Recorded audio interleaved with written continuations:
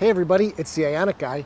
You join me today with the Genesis Electrified GV70. Now for those of you who aren't familiar with what this car is, Genesis is Hyundai's luxury division, and this is basically an electrified version of their gas GV70 that's been out for a few years now. And just because this isn't based on an EV platform doesn't mean that it's going to skimp on EV specs. So this car, just like my Ioniq 5, has the same 800 volt architecture, same 77.4 kilowatt hour battery pack, tons of power, has vehicle to load functionality, and it charges from 10 to 80% in just 18 minutes in ideal conditions, just like the Ioniq 5, the EV6, or the Genesis GV60. So if you're somebody that's shopping for a luxury EV SUV, then stay tuned because this is going to be an interesting one.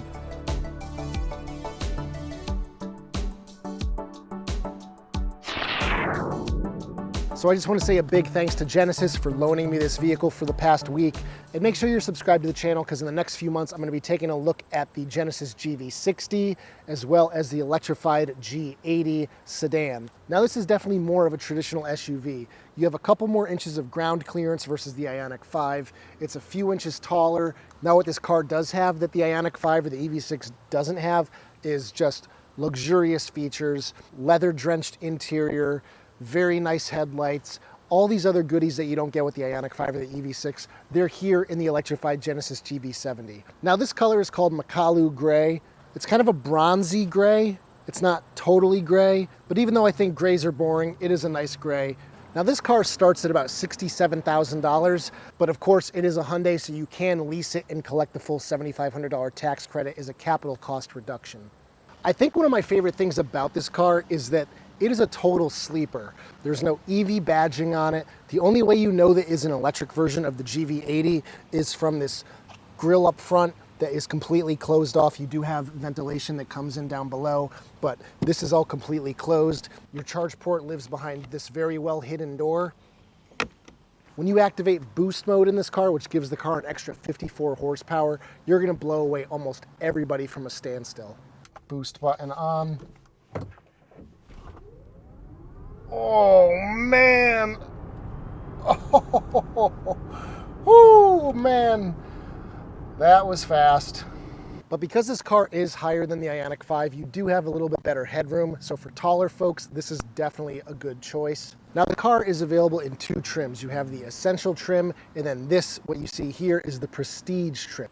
You've got big 20-inch wheels. These are 265/45 R20s. You got 4 piston calipers on all 4 corners, and they are colored white. They stick out very much so, but I think it kind of looks cool, especially with the dark kind of gunmetal gray alloy wheel here. I like these wheels because they don't look overly EV. They don't scream EV. They just have kind of an angular design to them. But you got front parking sensors, rear parking sensors, all the safety features that you find on the Ioniq 5 are all here. You've got really traditional door pulls here. Don't know how aerodynamic they are or what kind of hit you take because of them, but they're not the flush mounted ones. Now, the ground clearance is a bit deceiving.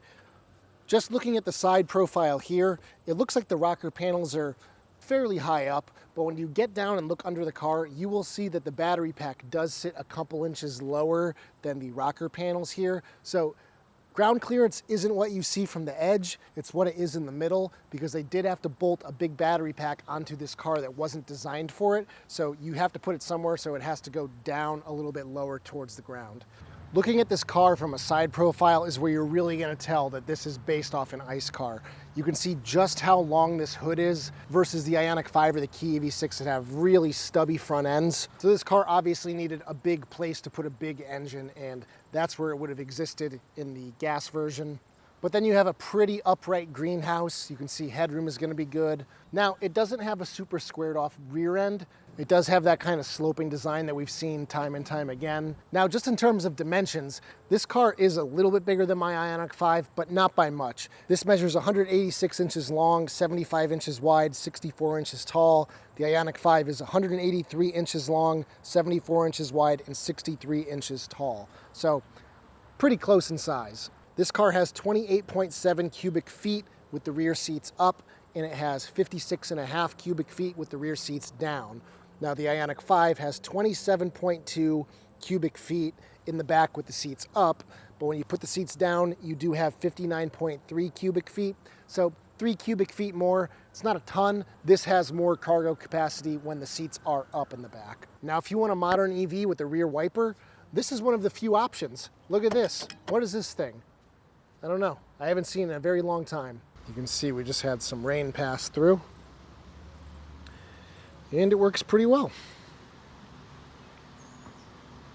Now to get into the cargo area, there's a nice button right here hidden in that wiper.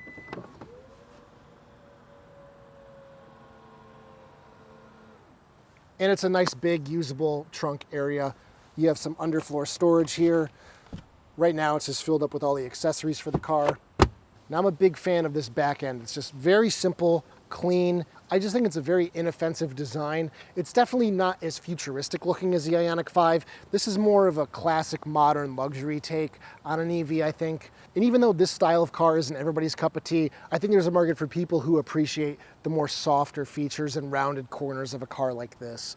Something that I really like about this car is the fact that the doors go all the way down to the bottom of the rocker panels, so that when the door shuts, the entire rocker panel is covered, so that if you drive through mud or snow and crap, this doesn't get all dirty, and then when you get into the car, your pant leg doesn't drag on all that crap that builds up there. So big step up from the Ioniq 5 in terms of that. Under the hood, not much to look at. There is only one coolant loop for this car, so you don't have to replace the low conductivity fluid like in the Ioniq 5. And then you do have a small frunk. Everything is pretty well hidden under all this plastic shrouding. You've got some stabilizers in here, as well as a windshield washer fluid port. Kind of an interesting detail here, how the hood kind of goes over this lower panel here. You can see there's a pretty sizable difference in terms of height right there. Can't say I've seen that in any other car before. Here's the key fob for the car. I actually really like it. I prefer it over the Ioniq 5. You can see if you got the normal lock, unlock, start, trunk, but you can remote start the car. And then just like with the higher end Ioniq 5 and EV6, you've got Smart Park. So you can go ahead and remotely control the car. You can drive it forward as long as you're within a few feet of it.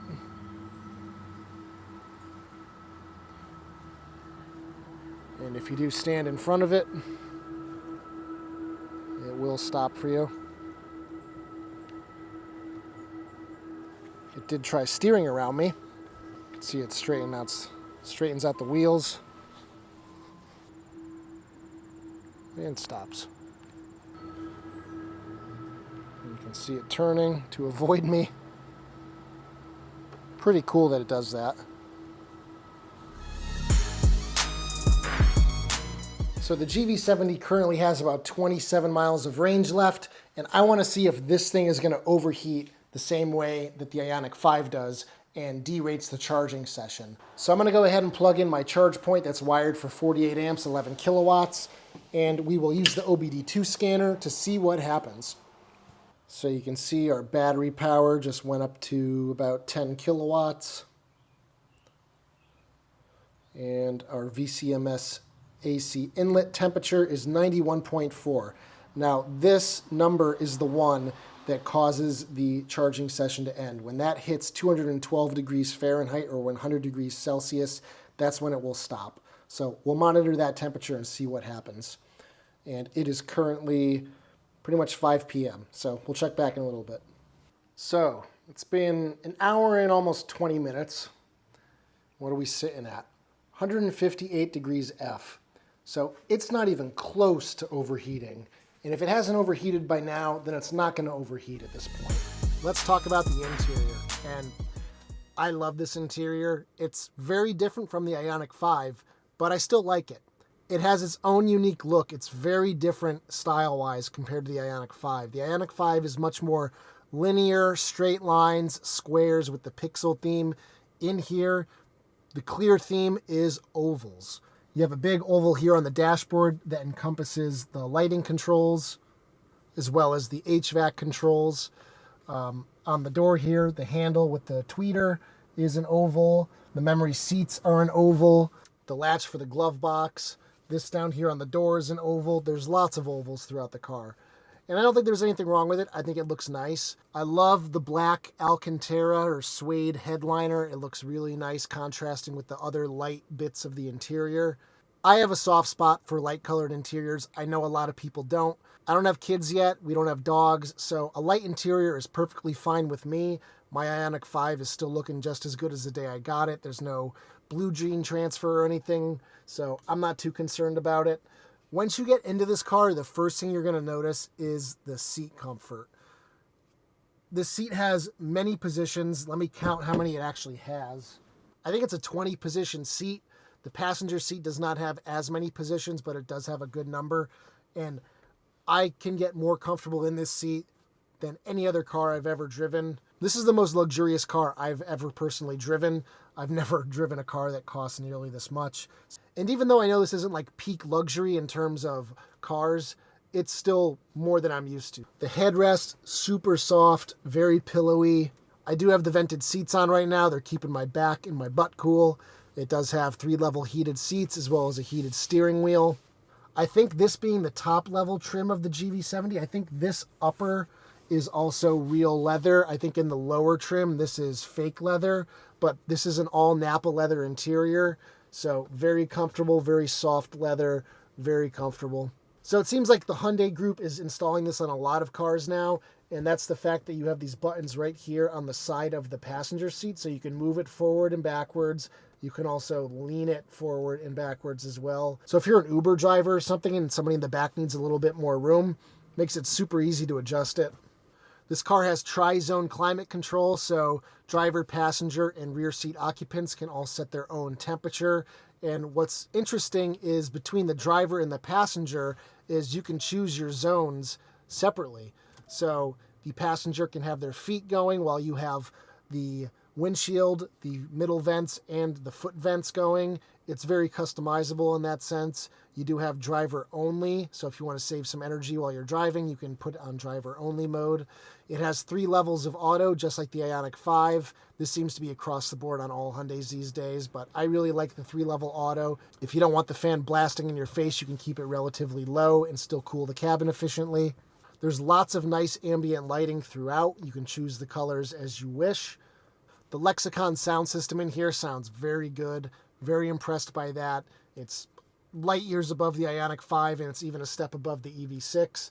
Lots of speakers in here. I don't know the exact number. I'll put that on the screen right now. Just like all the other eGMP cars, you have the shifters behind the wheel to change your regeneration modes. The controls on the wheel are identical to the Ioniq 5, so you have all the same buttons in the exact same place. So it made getting in this car and driving it very familiar for me. Kia has them swapped, which I find very annoying.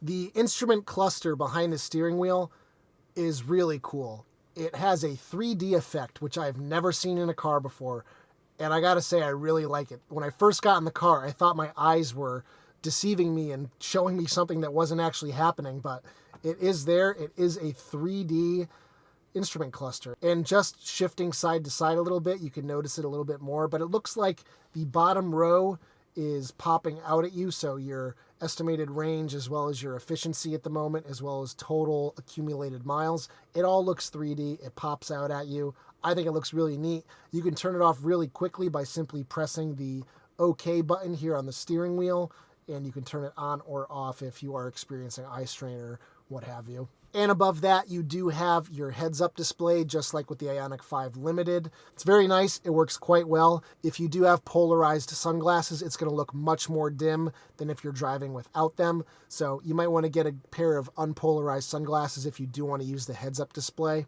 But it shows you your turn-by-turn navigation, the distance from the car in front of you, your speed, all that good stuff. Very useful. This driver's seat also has a massage function, which is really cool. I can imagine that's really nice on long road trips where you start to go numb in your butt and your legs. This does not have the relaxation seat like the Ioniq 5 has, so don't expect to be able to press a button and then just have the whole seat shift into that relaxation mode because that's not here. 2 cup holders here. They fit a 30-ounce water bottle just fine, but it's not a big one. Qi wireless charging pad, and I really like the placement of it here. It's kind of at an angle, so you just drop your phone in, and it just falls in, and it stays in place. It's not going to move around at all. You've got 2 USB-A's in here, unfortunately, no USB-C. One is for Android Auto, Apple CarPlay, and the other one is just power. Got a decent-sized armrest with a 180-watt 12-volt outlet. Little tray in here. It is lit, so you can see in here at night. And what I like about this Genesis is all these little cubbies and everything, they're all flocked, so they have that nice non-slip surface that prevents rattling, prevents shifting while driving. The vanity mirrors here, they have an automatic light when you open up the mirror. Got grab handles on all 4 doors and height adjustable seat belts. You've got 2 memory seat settings. Now Genesis's infotainment software is just a little bit different than the Ioniq 5's, but it's familiar enough that when you get in here, you know what you're doing. The navigation and map is identical. It just looks a different color. The biggest difference you're going to find here is the fact that you can control it with this rotary knob down here next to the shifter. And in my previous car, which was a Mazda CX-5, I had one of these rotary control knobs, and after living with the car for a year or more, I got really used to navigating their system as well as Android Auto. Now, I've only been in this car for a few days, so it is taking me a little bit of time to get used to it, but I do more or less like it because the screen is so far away. With my long arms, I'm still 4 inches away from being able to touch the infotainment screen, and the other corner is just even more of a reach. So I don't find myself wanting to lean forward very much to touch it unless I'm sitting stationary. But if the car is moving, I'm trying just to use the control wheel here. This car does also have the 360 surround view camera system where you can just orbit the car in space. The car does have a nice drop-down bin-style glove box with flocking in it, so it's nice and soft. It does not appear to have a light in it, though, which is a little unfortunate. You got your button for power folding mirrors. These mirrors are nice because they also auto-dim at night. So when you have cars behind you with their lights on, these dim just like the rear view mirror does to prevent glare in your eyes. That's a really nice touch. You do have a mirror with 3 home link buttons for garage doors or gates. Genesis really seems to be embracing biometrics with their cars. So the GV70 has a camera on the exterior of the car that you can use for facial recognition to get in your car. Here we have a fingerprint scanner next to the start-stop button, which you can use to load your driver profile if you have multiple people driving this car. So you can just simply get in, start the car, put your finger there, it will recognize you and change all the settings in the car for you. Unfortunately, I can't set that up to try it because I don't have the second key for the car, so that's not something that I can test for you guys. I really like their touchscreen implementation for the climate control. It takes basically a page from this and moves it into like a little 1.5 by 6 inch screen down below. I just think it's a really nice way to package it. You have all the controls that you want right here. You don't have to go digging into this screen up top. The Ioniq 5 is missing a few buttons down here that I do wish it had for turning on cooled and heated seats. And for me, those are the most used climate functions because I usually just leave it set to one temperature on auto. And then when I get in the car, all I want to do is either turn on heated seats, heated steering wheel, or the cooled seats. So I wish those were hard buttons in the Ioniq 5, but here you have them. With these heated seats, it's kind of cool. You can tell how you want the heat distributed. You can tell it to be more on the back, more on the butt, or right in between, 50-50. And that's not something I've ever seen in another car, so that is a cool feature that I've never seen. This screen does provide haptic feedback, so you can kind of feel it when you are turning something on or off. The infotainment system also has a page for seat controls, so you can control your passenger seat from this screen as well. It also has a feature where you can tell it your body dimensions, your inseam, your weight, your height, and then it will kind of set the seat where it thinks it should be for the best posture. I tried it. It didn't work great for me. I'm much more comfortable adjusting it myself, but if it's something you want to try out, give it a go. This car has excellent visibility. Big windshield. I love that it has the small little cornering windows here in the front so you can actually see past the mirror. And looking out the back, you have windows beyond the C-pillars so you can see that direction as well. All around great visibility. Because the rear window is fairly vertical, you have good visibility out the back. Here in the back, sitting behind myself, I don't have much leg room, if any at all. My knees are basically completely into the back of the driver's seat.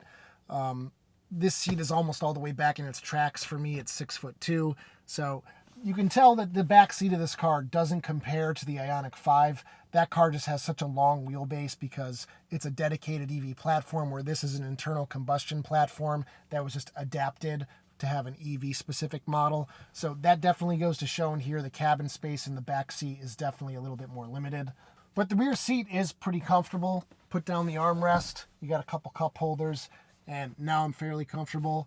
I also have my own zone of climate control down here with heated seats. So sitting back here, I could see myself being pretty comfortable if this seat were moved up a little bit more. You've got some LED lighting in here, which looks really nice. And you can really take in the panoramic glass roof in here. Really nice to sit back and just look out the top of it. And you have sunshades, which is a nice touch. I'm not sure what these silver little hooks are. You have coat hooks right here, so I don't think they're coat hooks. Maybe it's for a bag or something, but I'm not entirely sure. They're very sturdy though, they're not going anywhere. And these seats do recline. You've got two USB-A ports back here, but just like the front, you have the nice Napa leather back here, very comfortable. Kind of nice, the windows do go almost all the way down, so if you're back here, the windows aren't like halfway up the window. You can still get an arm up here and just enjoy the view. All four windows are also one touch up and down, so you don't have to hold it. Kind of interesting, even in the back seats, each door has a lock and unlock for the door locks. So now over here on the passenger side, where I can just go ahead and push this seat forward, now I can get really comfortable. And actually, if I put this all the way forward, let's see what I can do here. I think I might actually be able to put my feet right onto the back of the seat. Now, this could be comfortable if I wanted to do some stretching while I'm in the back. So now that we've checked out the interior, let's go check out the cargo. So the switch for the cargo area is right here on the wiper.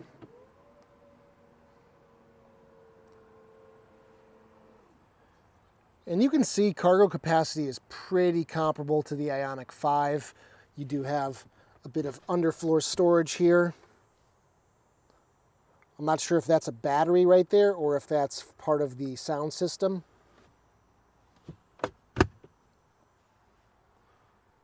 But you do have lights on both sides, as well as a 120 volt, 16 amp outlet here in the back. And something that I'm a big fan of is having the seat pulls here, if they ever work, to fold down the seats without having to go to either side of the car. That is nice. Got some D-rings here for tying down cargo if you need to do that.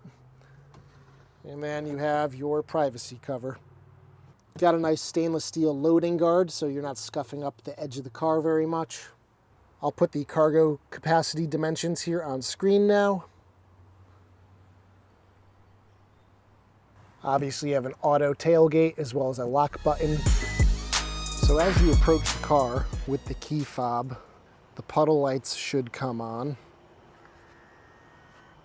And what's really cool is they project the Genesis logo on the ground. It's kind of hard to make it out here because this is a grass surface, not the ground, but you can kind of see it there. The front door handles also illuminate. They have a little LED light in there. The back handles do not. That's just the front handles of the car. But it's nice to be kind of greeted when you walk up to your car. And then when you get in, the interior is just flooded with ambient light, especially this one along the center console here. You have LED lighting in the footwells, on the dashboard. There's a light there for the grab handle. There's lighting down in the lower pocket.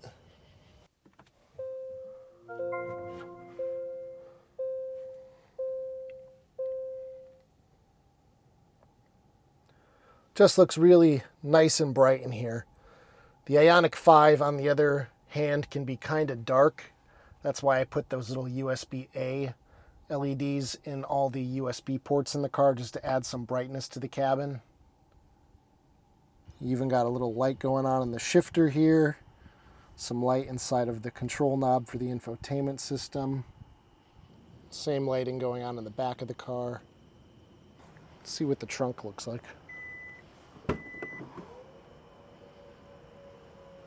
Oh wow, this is a very well lit trunk.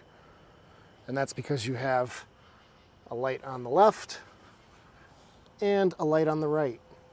So you can really see back here really well. So yeah, you can really see what you're looking for in the back here.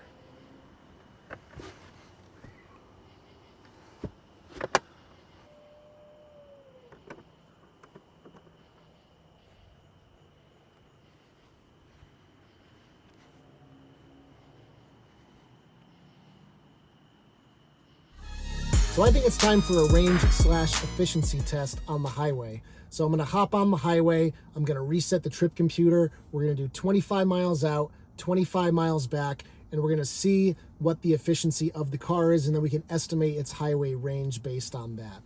So what I'm gonna do, I'm gonna set the climate control to 72 degrees Fahrenheit. I'm gonna put it in auto level 1, so the lowest level of auto. I'm going to put the car into eco mode because that's what most people would probably do on a long trip on the highway. And then once on the highway, I'm gonna set the adaptive cruise control to 73 miles per hour. That's about what I typically cruise at on a road trip. It's a gorgeous day out, it's 80 degrees, there's pretty much no wind. All the tires are set to the factory spec of 33 PSI. So everything should be set and ready to go. So let's head out on the highway and see what it can do.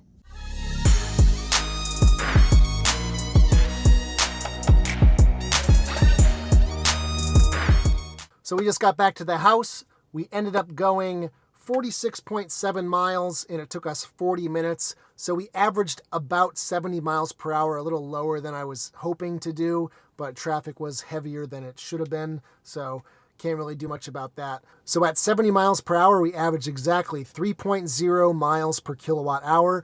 And when you multiply that by the battery capacity, which is 77.4 kilowatt hours, that gives you an estimated range of about 230 miles at 70 miles per hour. Now the car is rated for 236 miles, so it's relatively close to its EPA range rating, which is very nice to see. 236 miles is nothing to scoff at on the highway. I mean, if you're driving at 70 miles per hour, that's almost 3.5 hours of driving, and I don't know about you, but my bladder can't last that long, so by 3.5 hours, I'm going to be needing a restroom, probably wanting a snack or something, so I'm going to be stopping anyway, so might as well just make it a charging stop. Now, if you are on an extended road trip where you're going to be charging multiple times, your 80% to 10%, which is probably going to be the area where you're going to want to stay, is about 165 miles. Divide that by 70 miles per hour, and that's 2.5 hours of driving almost. So anyway, 230 miles at 70 miles per hour. When it's 80 degrees out, wintertime will be a completely different story. Let's talk about what it's like to drive the electrified Genesis GV70. Now, this is not designed to be a sports car. This is designed for mostly an older crowd, more of a highway cruiser, comfortable, luxurious, and I agree with that wholeheartedly. It is a very smooth ride, very comfortable, very quiet. They use a lot of sound deadening in the cabin that keeps it really nice and quiet. The suspension in this vehicle does utilize the camera system where it's looking for things in the road and it adjusts the suspension based on what it sees. It is a very smooth ride, I will say that. It's not as soft as the Ioniq 5. It's a little bit firmer for the most part. I do like that. I think the Ioniq 5 is a little too soft. Steering feels pretty good. The power in here is just really incredible, especially when you hit the boost button and this thing does 0 to 60 in like 4 seconds. It's just lightning fast. Most people probably aren't going to be using that boost button all that much. I've been having a lot of fun with it the last few days, but when you put your foot down in this thing, it just goes. But that's really most EVs.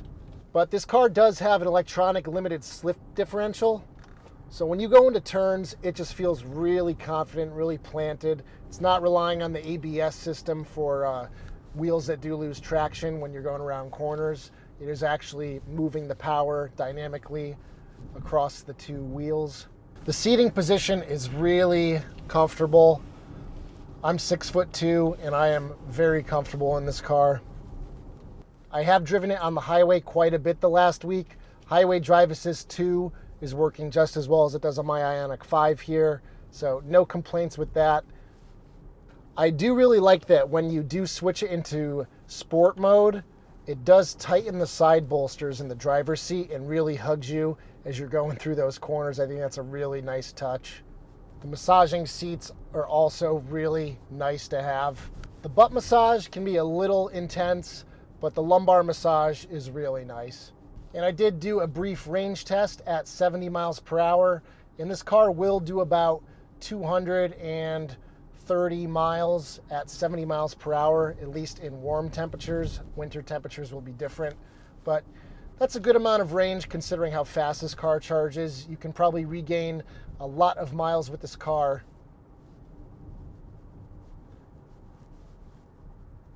Road trips will probably be about the same. A car with longer range that charges slower will probably equal out to this car having a lower range but charging a lot faster.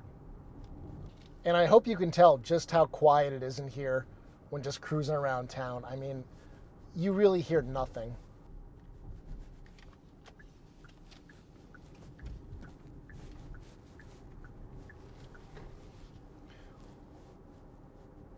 Welcome to the scenic Tolland Green. This is the town I grew up in. A lot of 18th century homes right here. I think Genesis really killed it with this car. Very comfortable on the highway, plenty of power to have fun in the corners, very comfortable suspension, quiet, comfortable driving position. I do really like that the seat is a couple inches higher than in the Ioniq 5.